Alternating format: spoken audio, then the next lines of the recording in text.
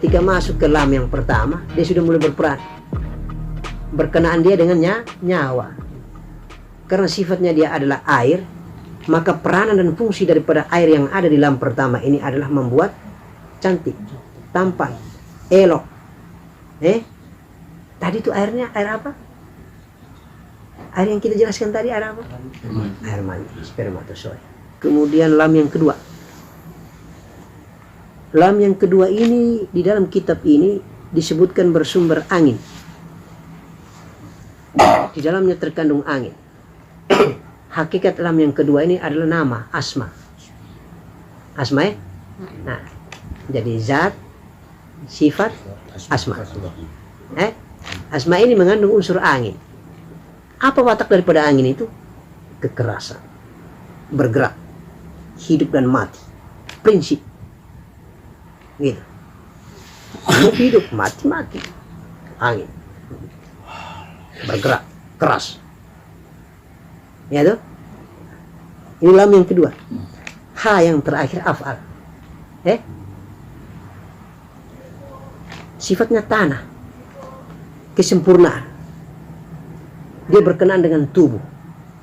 Jadi kalau kita runut dari belakang, mulai dari ha, lam yang kedua, lam yang pertama, alif, tubuh, hati, nyawa, rahasia, nyawa, hati, tubuh. Paham ya? Itu jadi kalau lihat alif, lam, ha langsung tahu memang alif itu zat. Dia mengandung api. Lam yang pertama itu sifat. Dia mengandung air. Apa peranannya? Bikin orang muda atau tua. Bikin orang tampan atau cantik. Bikin orang elok atau tidak. Air yang dimaksud adalah spermatozoid yang sudah dijelaskan tadi. Begitu. Lam yang pertama tadinya nyawa. Nah, lam yang kedua berkaitan dengan hati. Begitu. Lam yang kedua itu asma. Nah, begitu. Jadi tahu sudah. Lam yang pertama itu berhubungan dengan air. Namanya sifat. Lam yang kedua berhubungan dengan hati. Lam yang kedua. Lam yang pertama nyawa. Alif itu zat, rahasia. Nah, lam yang kedua hati. Lam yang kedua hati. Berhubungan dengan angin. Lam pertama air. Lam yang kedua angin. Angin itu peranannya apa tadi? Hidup, mati, keras. Ya toh? Kemudian yang terakhir af'al. Ha, unsur tubuh dari tanah. Terakhir dia. Urusan dia kesempurnaan. Gerak-gerik tubuh, kesempurnaan sudah menjadi jasmani. Bergerak dia sudah. Yang namanya zat dari alif tadi itu dia sudah berjalan. Itu af'al. Lam awal itu zat tadi itu masih berwujud sebagai air. Begitu. Lam yang kedua zat tadi itu berwujud sebagai angin. Begitu. Lalu ha sebagai tanah. Kalau dia jasmani sebagai tubuh. Di dalam tubuh ada hati. Hati, jiwa dan itu nyawa. Alif dengan tadi itu nyawa. Gitu. Alif Nur Muhammad dengan jiwa sambung nyawa tuh. Ini dia lari seputar itu saja ini. Kita jelaskan sudah berapa minggu ini itu saja. Kait-mengait saja. Jelasnya begitu jadi sebenarnya mau dijelaskan secara lebih sederhana lagi itu begini. Gaib Allah itu gaib, maha gaib. Dia kosong, tiada. Tetapi dia ada. Tapi dia belum berwujud. Akhirnya dia ingin supaya dikenal, diakui, dia mewujudkan dirinya. Apa nama wujud diri itu? Apa nama kenyataan diri itu? Nur Muhammad. Kemudian Nur Muhammad belum puas juga, masih gaib juga. Dia ingin menyatakan gaib dirinya, membentuk profil tubuh halus. Sudah sampai di tingkat tubuh halus, dia belum puas juga. Mau membuat profil dirinya lebih nyata lagi dari tubuh halus itu. Menjadi jasmani. Nah, sekarang kita yang duduk ini sudah. Lalu kita mulai belajar ilmu tarekah untuk mengenal kembali asal usul kita yang bernama Zat dan Nur Muhammad ini. Ketika Nur Muhammad itu kontak dengan kita, koneknya langsung, Nur Muhammad peluk sampai kita di luar, kita sudah tidak ada, Pak. Apa yang ada? Nur Muhammad yang ada. Lalu tangan kita sudah menjadi tangan Allah, kaki kita sudah menjadi kaki Allah, mata kita sudah menjadi mata Allah, mulut kita sudah kun fayakun, bicara adalah bicaranya Allah. Semuanya ini adalah Allah. Sesungguhnya kita sudah menjadi insan kamil, insan sempurna. Inilah yang dilihat oleh Datuk Sayyidina Ali terhadap Datuk Baginda Nabi Muhammad sallallahu alaihi wasallam. Maka makhluk yang menjadi insan kamil pertama adalah Datuk Baginda Nabi Muhammad sallallahu alaihi wasallam. Kemarin saya sudah katakan itu adalah tubuh Allah, tubuh Muhammad, tubuh Allah bernama Muhammad. Muhammad sallallahu alaihi wasallam adalah jasmani Allah. Jiwa Muhammad sallallahu alaihi wasallam jiwa Allah. Nur Muhammad adalah nur Allah. Nur Allah di dalam zat Allah. Maka Allah lah adanya. Tetapi Muhammad SAW bukan Allah. Paham? Iya. Ini kesimpulan terakhir sudah. Abu paham ya? Paham ya? Itu perjalanan diri kita nak. Itulah perjalanan diri kita. Jadi kalau bagaimana itu Nur Muhammad jadi jasmani? Kita kembali api angin air tanah. Jadi kalau disimpulkan ada dua saja. Allah menciptakan jasmani dan ruhani. Ruhani pun berasal dari Nur Muhammad. Jiwa ini berasal dari Nur Muhammad. Jasmani pun berasal dari Nur Muhammad. Jasmani tiada. Nur Muhammad dengan Nur Muhammad baru ketemu. Nurun ala nurin. Zat Allah yang ada. Paham nak? Iya. Dari mana datangnya Nur Muhammad di tubuh manusia ini yang bernama Adam dan kita-kita ini? Kemarin kita sudah jelaskan. Pertama Allah tiup masuk ke dalam otak. 100 tahun lamanya dia bertengger. Kemudian pindah ke mata. Kemudian pindah ke telinga. Kemudian pindah ke hidung. Bersin. Kembali turun ke jantung. Turun lagi ke perut. Turun ke meluan. Turun di kaki. Sekarang kita mau jalan pulang. Bagaimana caranya? Belajar sudah tarekah ini. Makanya tadi malam kita tanya. Diri mana yang kau kenal? Kalau kau bilang kau sudah belajar mengenal diri. Diri mana yang kau kenal? Kalau kau kenal, dia berada di kabupaten tubuh bagian mana? Tanya. Coba jelaskan kasih. Kalau kau bilang kau sudah kenal diri, diri mana yang kau kenal? Diri yang kau kenal itu di kau punya tubuh ada di bagian mana? Wujud Allah bernama? Muhammad. Benar. Wujud Nur Muhammad bernama? Muhammad. Iya, pintar. Itu saja. Kenapa pusing-pusing? Tinggal tanya saja asal Muhammad, api angin air tanah. Asal Nur Muhammad zat Allah. Daripada pusing. Kesimpulan terakhir seperti pendapatnya Paman Yakub bahwa hanya dua saja, Allah dan Muhammad, selesai. Apalagi kau pikir tentang kau punya diri, pusing.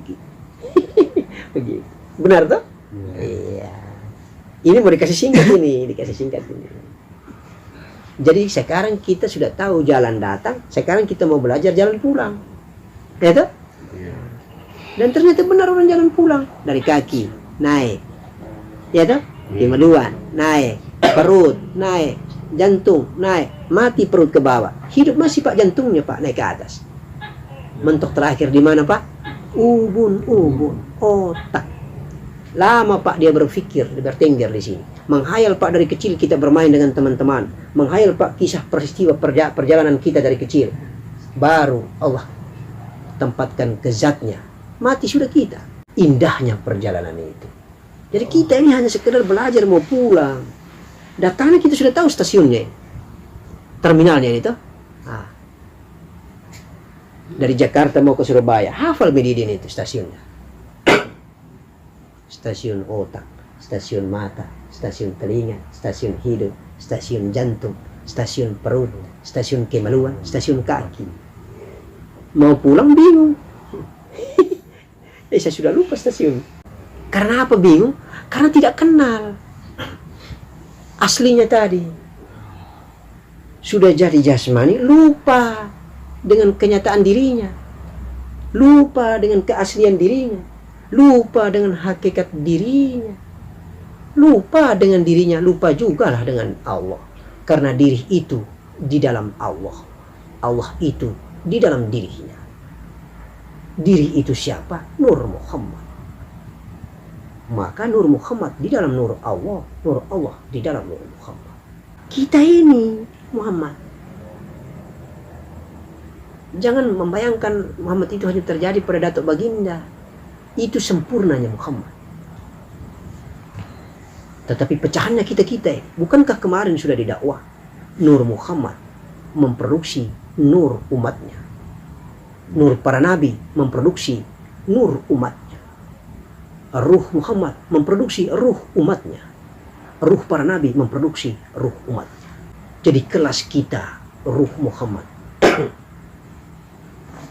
sama dengan ruh para nabi. Karena ruh para nabi berasal dari ruh Muhammad. Kita umatnya berasal dari ruh Muhammad. Sementara umat-umat lain kelasnya diproduksi oleh ruh para nabi. Ya toh? Paham ya? Sekarang lihat posisi ruh Muhammad. Ya toh? Memproduksi ruh para nabi. Kemudian memproduksi ruh umatnya. Berarti jejer sama ini, ruh para nabi dengan ruh umat Islam ini. Ruh umat Muhammad ya. Kemudian ruh para nabi memproduksi ruh umatnya. Berarti kelas terakhir itu ruh umatnya para nabi yang lain. Makanya secara syariat kita mendengarkan banyak ulama mengatakan bahwa ketika masuk surga, baginda Nabi mengatakan umatku duluan, baru aku, setelah aku, baru nabi-nabi dan umat-umat yang lain. Sesuai dengan proses turunan ruh. Ya tak? Nah, begitu. Konek sudah. Syariat dengan hakikat. Jalan sudah. Jadi hakikat menerjemahkan syariat, bukan syariat menerjemahkan hakikat. Hakikat menerjemahkan syariat, bukan syariat menerjemahkan hakikat. Ingat baik-baik. Kalau orang belajar hakikat, pasti dia tahu tentang syariat. Tapi kalau orang tahu syariat, belum tentu dia tahu hakikat. Karena hanya hakikat yang bisa menerjemahkan syariat. Syariat tidak mampu menerjemahkan hakikat. Allahumma salli ala Sayyidina Muhammad. Saya buka ruang, kita bincang bebas. Ada yang belum paham, mari kita lanjut. Selanjutnya kita masing-masing barangkali ada yang belum paham. Jadi saya punya target itu, yang penting kita belajar mengenal diri, tapi betul-betul kita paham dan tahu betul diri kita mana yang kita kenal, perjalanan datang dan perjalanan pulang. Maka benar itu Allah berfirman, barang siapa mengenal diri pasti dia mengenal Allah. Ya, kalau kita tahu asal muasal diri berarti kita tahu Allah. Maka kita tidak salah sembah lagi. Jadi kita bisa menarik kesimpulan pemenade macam kita perbincang itu malam ya. Alif lam lam ha Allah itu bukan nama, itu identitas. Alif itu zat, kemudian lam yang pertama itu sifat, lam yang kedua itu asma, ha itu af'al. Terjemahannya sudah kita jelaskan tadi. Jadi bukan nama. Ketika dia berwujud, sudah menyatakan dirinya di dalam sifat, Nur Muhammad namanya. Ya tak? Dia keluar ke lam yang pertama, baru namanya Nur Muhammad. Lam yang kedua, baru namanya Nur Muhammad. Jadi, wujud daripada Allah bernama Nur Muhammad. Wujud daripada Nur Muhammad bernama Muhammad. Bagaimana alat buktinya? Ruku. Semua orang, semua makhluk yang bernama manusia ketika ruku tidak kenal agamanya mana, pasti kepalanya bentuknya huruf mim, badannya bentuk huruf ha, pinggungnya bentuk huruf mim, di bawahnya bentuk huruf dal. Maka tubuh Allah bernama Muhammad. Lalu pertanyaan mana yang kita sembah? Nah, sembah yang tiada atau sembah yang ada? Sembah yang tidak berwujud atau sembah yang berwujud? Tidak berwujud. Tidak berwujud. Nah, apa alasannya? Coba. Apa argumentasinya? Asal dari yang tidak berwujud. Hah? Asal dari yang tidak berwujud. Tidak. Kenapa? Kenapa kamu berargumentasi yang kamu sembah adalah yang tidak berwujud? Apa alasannya? Sehingga kita sembah yang tidak berwujud, bukan kita sembah yang berwujud. Coba. Tapi alasan apa sehingga engkau tunduk bangun ini dengan dia yang tidak berwujud, bukan kepada yang berwujud? Apa argumentasimu? Oh, bermain dulu akal lah. Karena kewujudan kita berasal dari yang tidak berwujud. Kenapa? Karena kewujudan diri kita berasal dari yang tidak berwujud. Oke. Siapa lagi argumentasinya? Paman tahu? Siapa lagi punya argumentasi? Kalau menurut Paman Sumar, kita yang berwujud berasal dari yang tidak berwujud. Maka pantas kita menyembah adalah yang tidak berwujud. Nah, sepakat? Sepakat. Nah, jadi bahasa yang lebih jelas lagi adalah yang tidak berwujud itulah tidak pernah awal, tidak pernah akhir. Dia tetap ada. Walaupun tidak berwujud, tetapi berwujud. Dan dia adalah awal dari segala yang berwujud. Paham? Dia adalah awal dari segala yang berwujud. Dan dia tidak pernah